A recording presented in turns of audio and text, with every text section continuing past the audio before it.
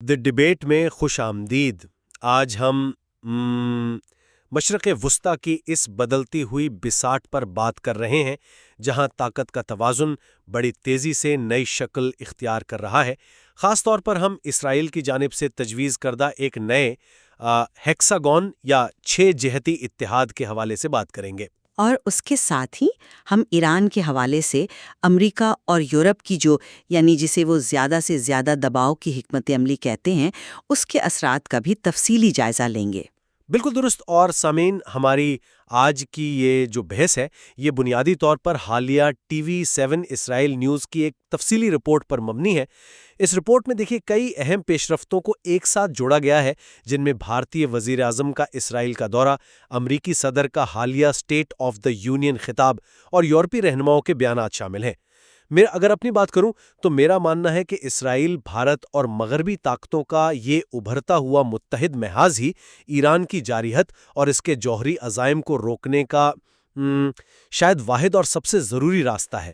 میں سمجھ سکتی ہوں کہ آپ اس نتیجے پر کیوں پہنچے ہیں، لیکن میں اس ساری صورتحال کو ذرا مختلف زاویے سے دیکھتی ہوں۔ میری رائے میں یہ جو مکمل ہتھیار ڈالنے کے مطالبات ہیں اور ایران مخالف اتحاد کی تشکیل کی کوششیں ہیں، یہ دراصل خطے کو مزید عدم استحکام کی طرف ڈھکیل رہی ہیں، اور رپورٹ میں خود یہ تسلیم کیا گیا ہے کہ ایک خطرے کو ختم کرنے سے ایک نیا ریڈیکل سنی محور ابھر سکتا ہے۔ اچھا، تو آئیے اس کو ذرا مزید کھول کر بیان کرتے ہیں۔ سب سے پہلے اسٹریٹجک اتحاد کی بات کرتے ہیں۔ اگر ہم خطے کی موجودہ صورتحال کو دیکھیں تو وزیر اعظم نتن یاہو اور بھارتی وزیر اعظم کے درمیان جو دوستی پروان چڑھ رہی ہے وہ بہت اہمیت کی حامل ہے۔ سامعین کے لیے بتاتا چلوں کہ جولائی 2017 کے بعد یہ ان کا دوسرا دورہ اسرائیل ہے، اور نتن یاہو نے یہاں ایک بہت ہی دلچسپ ستارہ استعمال کیا۔ انہوں نے بحر روم، دریائے گنگا اور دریائے اردن کے پانیوں کے ملاپ کی بات کی۔ جی ہاں، وہ یقیناً ایک علامتی بات تھی جس کا مقصد یہ دکھانا تھا کہ دونوں ممالک کے مفادات اب صرف روایتی نہیں رہے بلکہ تہذیبی سطح پر جڑ رہے ہیں۔ بالکل ایسا ہی ہے، اور یہیں سے وہ ہیکساگون اتحاد کا ویژن سامنے آتا ہے۔ اب یہ ہیکساگون کیا ہے؟ اس میں بھارت، عرب ممالک، افریقی ممالک اور بحر روم کے ممالک، جن میں خاص طور پر یونان اور قبرص شامل ہیں، ایک پلیٹ فارم پر جمع ہو رہے ہیں۔ یہ ایک واضح دفاعی نظام ہے جو ریڈیکل شیعہ محور اور ابھرتے ہوئے ریڈیکل سنی محور دونوں کے خلاف ہے۔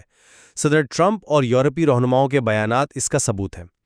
ٹرمپ کے مطابق ایران نے مڈ نائٹ ہیمر آپریشن کے بعد وارننگ کے باوجود اپنا جوہری پروگرام دوبارہ شروع کر دیا ہے، اور اب جرمن وزیر خارجہ جان وارڈفال اور یورپی یونین کی چیف کاجا کالس بھی متفقہ طور پر زور دے رہے ہیں کہ ایران کو حماس، حزب اللہ اور ہوتیوں کی حمایت ترک کرنی ہوگی۔ یہ مغربی یکجہتی کی ایک بہت بڑی کامیابی ہے۔ دیکھیے، یہ ایک مضبوط بیانیہ ہے، لیکن اگر آپ مغربی طاقتوں کے طریقہ کار کو غور سے دیکھیں تو اس میں بہت سے تضادات موجود ہیں۔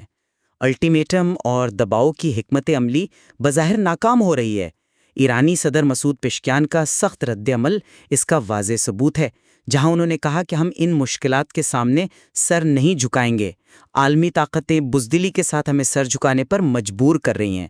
اور سب سے اہم بات یہ ہے کہ نتن یاہو کا اپنا بیان اس دباؤ کی پالیسی کے خطرات کو ظاہر کرتا ہے۔ یعنی اگر یہ شیعہ محور گرتا ہے تو خلا پیدا ہوگا، ایک پاور ویکیوم بنے گا جو ایک نئے ریڈیکل سنی محور کی ابھرنے کا راستہ ہموار کرے گا۔ امریکی انٹیلیجنس کی بریفنگز، جن کے بعد مارکو روبیو اور چک شومر نے اپنے خدشات کا اظہار کیا، اور عمان کی ثالثی میں ہونے والے مذاکرات سے پہلے ہی ان کی مایوسی، یہ سب بتاتا ہے کہ موجودہ مطالبات حقیقت پسندانہ نہیں ہیں۔ میں سمجھتا ہوں آپ ایسا کیوں سوچتی ہیں، لیکن مجھے ایک مختلف تناظر پیش کرنے دیں۔ کاجا کالز اور جان وارڈفل کا واضح موقف ہے کہ وہ سفارتکاری کو ہی ترجیح دے رہے ہیں، لیکن سفارتکاری کا یہ مطلب نہیں کہ ایران کو بیلسٹک میزائل اور پراکسیز کی کھلی چھٹی مل جائے۔ امن کے لیے سخت شرائط ناگزیر ہیں، انہیں عالمی برادری میں ایک تعمیری کردار ادا کرنا ہوگا۔ معاف کیجیے گا، لیکن میں جرمنی کے اس مطالبے کو سفارتکاری نہیں سمجھتی جہاں وہ کہتے ہیں کہ ایران واشنگٹن کے مطالبات کے سامنے گھٹنے ٹیک دے۔ بین الاقوامی تعلقات میں جب آپ میز کے دوسری طرف بیٹھے فریق سے مکمل سپردگی کی توقع کرتے ہیں تو وہ سفارتکاری نہیں، جبر کہلاتا ہے۔ جب آپ ایسے مذاکرات میں جاتے ہیں جہاں ایک فریق سے کہا جائے کہ بس ہماری ہر بات مان لو، تو وہ مذاکرات شروع ہونے سے پہلے ہی ناکام اور مایوسی کا شکار نظر آتے ہیں۔ لیکن کیا ایک ایسی ریاست کے ساتھ جس کا ٹریک ریکارڈ ہی بین الاقوامی اصولوں کی خلاف ورزیوں پر مبنی ہو، جبر کے علاوہ کوئی اور زبان واقعی کارگر ہو سکتی ہے؟ میرا مطلب ہے بھارت اور اسرائیل کے تعلقات، جن کا ذکر مودی کے ایک کنسٹ میں خطاب میں بھی ہوا، وہ ایک مثالی اتحاد بن چکے ہیں۔ نیتن یاہو کی جانب سے اضافی اتحادوں کی مسلسل تلاش خطے کی لچک اور مستقبل کو محفوظ بنانے کے لیے ضروری ہے۔ یہ ایک زبردست دلیل ہے، اور میں مانتی ہوں کہ بھارت اور اسرائیل کے تعلقات معاشی اور ڈیفنس کے لحاظ سے بہت اہم ہے، لیکن کیا آپ نے غور کیا ہے کہ مشرق وسطیٰ کو محض ایک اور محور یا بلاک بنا کر دیکھنے سے پیچیدگیاں بڑھتی ہیں؟ جس ابھرتے ہوئے ریڈیکل سنی محور کا ذکر آپ خود کر رہے ہیں، وہ اس بات کا ثبوت ہے کہ طاقت کے زور پر مسئلے کا جڑ سے خاتمہ ممکن نہیں۔ آپ محض دشمنوں کی شکل بدل رہے ہیں۔ ایک طاقتور اتحاد بنا کر آپ خطے کے اندرونی تنازعات کو حل نہیں کر رہے۔ میں تسلیم کرتا ہوں کہ یہ خطرہ موجود ہے، لیکن صدر ٹرمپ کے اسٹیٹ آف دی یونین خطاب میں پیش کیے گئے اعداد و شمار کو نظر انداز نہیں کیا جا سکتا۔ 47 سالوں سے ایران کی جو پالیسی رہی ہے، سڑک کنارے نصب بموں کا استعمال، قاسم سلیمانی کا وہ نیٹ ورک جسے ٹرمپ نے اپنے پہلے دور میں نشانہ بنایا، اور سب سے بڑھ کر ابھی حال ہی میں اپنے ہی ملک میں 32,000 مظاہرین کو قتل و پھانسی دینا، کیا یہ سب اخلاقی اور سیکیورٹی کی سطح پر شدید دباؤ کی ضرورت کو ثابت نہیں کرتا؟ میں ان انسانی حقوق کی خلاف ورزیوں اور خطرات کی سنگینی سے مکمل طور پر اتفاق کرتی ہوں۔ یہ ہلاکتیں اور پراکسیز کا استعمال واقعی ایک ہولناک حقیقت ہے، لیکن میں یہ تسلیم نہیں کرتی کہ تنہا کرنے کی پالیسی اس کا حل ہے۔ بات دراصل یہ ہے کہ بالکل اسی ظلم کی وجہ سے یہ پالیسی خطرناک ہے۔ جب ایک حکومت پہلے ہی اتنی مزاحمت دکھا رہی ہے، اپنے ہی عوام کو سختی سے کچل رہی ہے، اور آپ نے خود کہا کہ ٹرمپ کے مطابق وہ امریکہ تک پہنچنے والے میزائلوں پر کام کر رہے ہیں، تو ایسے میں انہیں بیرونی طور پر دیوار سے لگانا مزید جارحیت کو جنم دے گا۔ وہ اسے اپنے وجود کے لیے خطرہ سمجھیں گے۔ تو پھر آپ کے خیال میں انہیں کھلی چھوٹ دے دی جائے؟ کیونکہ مڈ نائٹ ہیمر کے سائبر حملوں کے بعد یہ واضح ہو گیا تھا کہ ان کا جوہری پروگرام کتنی تیزی سے آگے بڑھ رہا تھا۔ چک شومر، مارکو روبیو اور جان ریڈکلف کی بریفنگز کے بعد یہ بات اب کوئی سیاسی مفروضہ نہیں رہی، اس پر ایک واضح بائی پارٹیزن اتفاق ہے۔ میں کھلی چھوٹ دینے کی بات ہرگز نہیں کر رہی۔ میں یہ کہہ رہی ہوں کہ الٹیمیٹم اور سفارتکاری دو مختلف چیزیں ہیں۔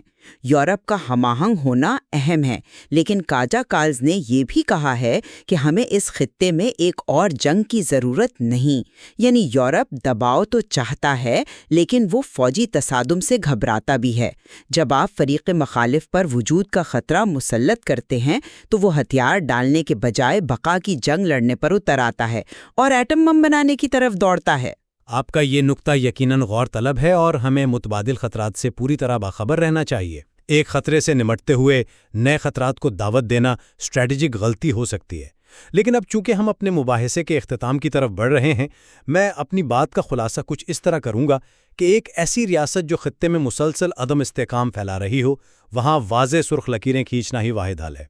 مضبوط بین الاقوامی اتحاد جیسے کہ اسرائیل اور بھارت کا یہ ہیکساگون اتحاد اور مغربی طاقتوں کا ایک پیج پر ہونا میرے نزدیک ایران کو ایٹمی طاقت بننے سے روکنے کے لیے ایک مستند حکمت عملی ہے۔ آپ کی ان تشویشات کو سمجھنا مشکل نہیں، اور میں پراکسیز کے حقیقی خطرے کو مانتی ہوں، لیکن میرا موقف یہ ہے کہ جغرافیائی و سیاسی پیچیدگیوں کو محض الٹیمیٹم و دباؤ سے حل نہیں کیا جا سکتا۔ ایران کی صریح مزاحمت اور ایک نئے ریڈیکل سنی محور کے ابھرنے کا امکان یہ ثابت کرتا ہے کہ موجودہ فریم ورک میں گہری خامیاں ہیں۔ آپ کسی پیچیدہ مسئلے کو محض دیوار سے لگا کر حل نہیں کر سکتے۔ مجھے یقین ہے کہ اس تفصیلی گفتگو کے بعد ہم کم از کم اس بات پر ضرور اتفاق کریں گے کہ مشرق وسطیٰ عالمی طاقتوں کی ایک انتہائی نازک بساط بن چکا ہے۔ یہاں کسی ایک فریق کا زوال نئے اور بالکل غیر متوقع چیلنجز کو جنم دیتا ہے۔ جی بالکل، اس میں کوئی شک نہیں، اور ہر قدم کے اثرات دہائیوں تک محسوس کیے جاتے ہیں۔ ہم اپنے سامعین پر زور دیں گے کہ وہ ان متعدد زاویوں پر غور کریں اور خود سوچیں کہ کیا واقعی دباؤ کی پالیسی خطے میں دیرپا امن لا سکتی ہے، یا پھر متبادل سفارتی راستوں کی تلاش اب ناگزیر ہو چکی ہے۔ ہماری آج کی اس فکری بحث میں شامل ہونے کا بہت شکریہ۔